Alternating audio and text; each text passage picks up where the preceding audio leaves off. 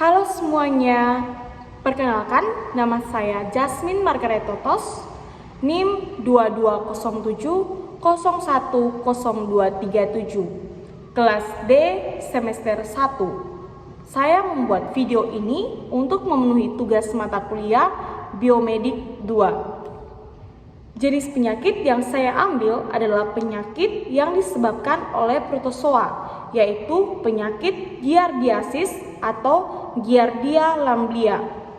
Sini saya akan menjelaskan tentang klasifikasi ilmiah dari penyakit giardiasis atau Giardia lamblia. Bagian A, domain, yaitu eukariota.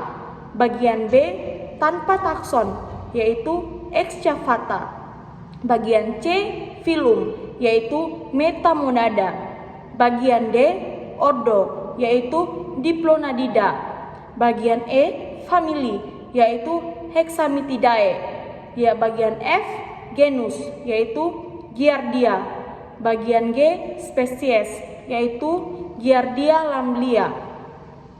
Giardia lamblia atau sinonim dengan Lamblia intestinalis dan Giardia duodenalis adalah protozoa parasit flagellata yang berkoloni dan bereproduksi di usus halus, menyebabkan penyakit giardiasis. Giardia menyerang manusia, tetapi juga dapat menyerang kucing, anjing, burung, sapi, berang-berang, rusa, dan juga domba. Bagian yang pertama, saya akan menjelaskan tentang pengertian penyakit giardiasis. Infeksi giardia atau yang lebih dikenal dengan giardiasis adalah infeksi usus yang ditandai dengan kram perut, kembung, mual, dan diare berair. Penyakit ini disebabkan oleh parasit mikroskopis yang ditemukan di lingkungan tempat tinggal dengan sanitasi yang buruk. Bagian yang kedua, saya akan menjelaskan tentang penyebab penyakit giardiasis, yaitu giardiasis disebabkan oleh infeksi parasit Giardia. Bagian yang ketiga, saya akan menjelaskan tentang gambaran klinis, yaitu gejala giardiasis biasanya mulai terlihat sejak 1-3 minggu setelah pengidap terpapar parasit. Gejala dapat berlangsung 2-6 minggu atau lebih lama. Pada beberapa kasus, pengidap biasanya mengalami kekambuhan gejala yang perlu diwaspadai. Berikut saya akan jelaskan tentang beberapa gejala tentang penyakit Giardia lamblia atau giardiasis. Yang pertama, diare dengan tinja yang berminyak atau berbusa. Yang kedua, sendawa, perut kembung, dan gangguan pencernaan. Yang ketiga, tidak nafsu makan. Yang keempat, demam ringan. Yang kelima, mual. Yang keenam, berat badan turun drastis. Dan yang ketujuh, sering buang gas atau kentut. Bagian yang keempat, saya akan menjelaskan tentang diagnosis. Langkah diagnosis penyakit dilakukan dengan menguji tinja untuk mendeteksi adanya parasit. Parasit mungkin tidak muncul di setiap sampel tinja. Oleh karena itu, seseorang dengan gejala yang telah disebutkan kemungkinan akan menjalani beberapa kali pemeriksaan guna memastikan penyakit tersebut. Sedangkan pengidap dengan gejala yang parah akan didiagnosis dengan prosedur endoskopi bagian atas. Prosedurnya dilakukan dengan memasukkan alat endoskop melalui mulut menuju ke bagian kerongkongan sampai pada bagian lambung dan usus kecil untuk mendeteksi adanya parasit. Yang kelima, saya akan menjelaskan tentang penata laksanaan. Penata laksanaan giardiasis awal adalah mengatasi keadaan dehidrasi bila ditemukan pada pasien. Medikamentosa yang terbukti efektif dan paling sering digunakan untuk giardiasis adalah metronidazole, tinidazole, nitazoxanide, dan albendazole. Berikut ini dosis medikamentosa yang dapat diberikan pada pasien giardiasis. Yang pertama, metronidazole diberikan dengan dosis 250-500 mg 3 kali sehari selama 5-10 hari Dosis untuk anak-anak adalah 30-50 mg atau kilogram BB.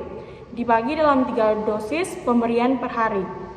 Yang kedua, Tindosole dapat diberikan dengan dosis tunggal 2 gram atau 50 mg per kg BB, maksimal 2 gram. Yang ketiga, Nitazosanide diberikan dengan dosis 7,5 gram atau 30 sampai 100 atau 100 sampai 200 mg 2 kali per hari selama 3 hari. Albendazole diberikan dengan dosis 400 mg 1 kali per hari selama 5 sampai 10 hari. Pemberian metronidazole pada wanita hamil trimester pertama perlu berhati-hati karena dapat meningkatkan risiko bibir sumbing. Edukasi pasien untuk menghindari konsumsi alkohol selama pengobatan, metronidazole untuk menghindari efek mual, sakit kepala, dan wajah memerah. Obat paramomik bisa menjadi alternatif medikamentosa pada wanita hamil trimester pertama karena absorpsi simestik yang lebih rendah. Dosis pemberiannya adalah 1,5 gram per hari selama 5-10 hari. Yang berikut ialah terapi suportif giardiasis berupa rehidrasi awal atau rehidrasi intervena sesuai dengan penata laksanaan dehidrasi pada diare. Karena atau koreksi elektrolit juga diperlukan bila ada gangguan keseimbangan elektrolit. Yang keenam ialah saya akan menjelaskan tentang pencegahan. Penyakit giardiasis tidak dapat dicegah lewat pemberian vaksin atau obat-obatan. Namun beberapa tindakan berikut ini dapat membantu menurunkan risiko terkena giardiasis. Yang pertama, mencuci tangan dengan benar setelah menggunakan toilet, mengganti popok anak sebelum makan dan sebelum sesaat, serta setelah menyiapkan makanan. Yang kedua, merebus air yang akan dikonsumsi hingga matang, khususnya jika sumber air berasal dari sumur, sungai, atau sumber air lainnya. Yang ketiga, menghindari konsumsi minuman dan makanan yang tidak diketahui secara pasti kebersihannya dan keamanannya. Yang keempat, menghindari berenang di kolam, sungai, atau danau di daerah berpopulasi atau memiliki tingkat sanitasi yang rendah. Jika tetap ingin berenang, usahakan agar tidak menelan air kolam, sungai, atau danau. Dan yang terakhir ialah melakukan hubungan seksual dengan menggunakan kondom.